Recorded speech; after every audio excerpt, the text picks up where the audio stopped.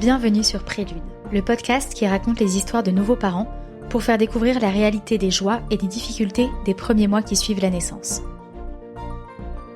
Je m'appelle Clémence et j'aurais adoré entendre plus parler de ce qui se passe après l'accouchement, mieux comprendre le quotidien des premiers mois et apprendre des tips de personnes en train de le vivre.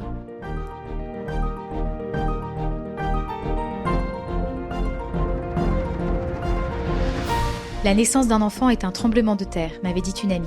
Ce mot m'avait marqué.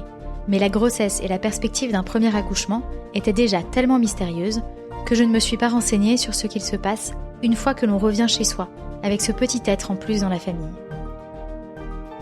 Je vous propose ici de rencontrer des personnes inspirantes qui vont nous raconter de manière authentique leurs premiers pas de parents, leurs surprises, leurs erreurs, leurs fous rires et tous leurs conseils. N'hésitez pas à donner votre avis grâce aux étoiles sur votre plateforme d'écoute, Apple Podcast, Spotify, Deezer, et à le partager à tous les futurs parents autour de vous. Je vous remercie beaucoup de prendre le temps de le faire.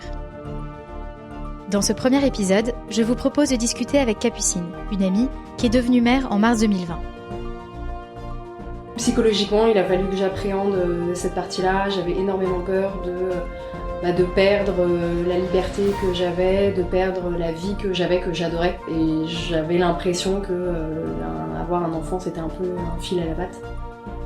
Ce qui a été extrêmement dur pendant ces 4 jours à la maternité, c'est de devoir apprendre à devenir maman, en tout cas à apprendre les gestes, tout en étant toute seule à le faire et à devoir gérer la fatigue qui va avec, d'un petit bébé qui ne dort pas la nuit.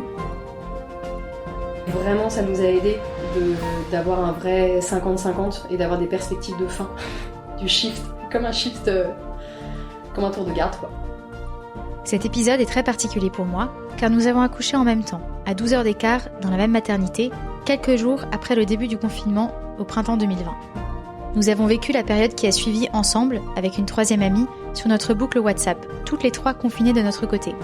Et je peux vous dire que cette période n'a pas été de tout repos.